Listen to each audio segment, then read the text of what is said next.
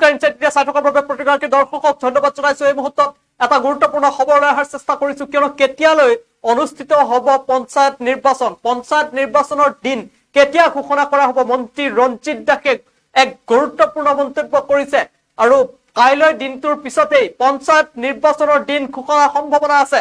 আমি জনাই গৈছো এই মুহূৰ্তৰ শেহতীয়া খবৰ ফুল প্লেটৰ মাধ্যমেৰে কেতিয়া ঘোষণা কৰা হ'ব পঞ্চায়ত নিৰ্বাচনৰ দিন।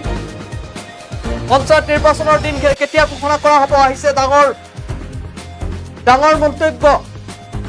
পঞ্চায়ত নিৰ্বাচন সন্দৰ্ভত ডাঙৰ ঘোষণা মন্ত্ৰী ৰঞ্জিত কুমাৰ দাসৰ। কেতিয়া ঘোষণা হ'ব পঞ্চায়ত নিৰ্বাচনৰ দিন? কাইলৈৰ দিনটোৰ পিছতে ঘোষণা হ'ব পাৰে পঞ্চায়ত নিৰ্বাচনৰ দিন। ন্যায়ালয়ৰ ৰায়লৈ এতিয়া অপেক্ষা কৰিছে ৰাজ্য চৰকাৰে। আজি গুৱাহাটী উচ্চ ন্যায়ালয়ত হ'ব পাৰে চূড়ান্ত শুনানি। উচ্চ ন্যায়ালয়ত লেখ আবেদন দাখিল কৰা, গাঁৱত নহ'ব পাৰে নিৰ্বাচন। উচ্চ ন্যায়ালয়ত লেখ আবেদন দাখিল কৰা, গাঁৱত নিৰ্বাচন নহ'ব পাৰে। কাইলৈ অসমলৈ আহিব পঞ্চায়ত গ্ৰামোন্নয়ন মন্ত্ৰী শিৱৰাজ সিং চৌহান। শিৱৰাজ সিং চৌহানৰ ভ্ৰমণৰ পিছতে পঞ্চায়ত নিৰ্বাচনৰ দিন ঘোষণাৰ সম্ভাৱনা। চৌহানৰ ভ্ৰমণৰ পিছতে পঞ্চায়ত নিৰ্বাচন দিন ঘোষণা কৰাৰ সম্ভাৱনা আছে।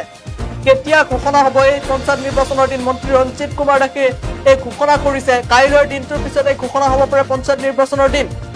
ন্যায়ালয়ৰ ৰায়লৈ এতিয়া অপেক্ষা কৰিছে ৰাজ্য চৰকাৰে আৰু কাইলৈ দিনটোৰ পিছতে ঘোষণা হ'ব পাৰে এই পঞ্চায়ত নিৰ্বাচনৰ দিন।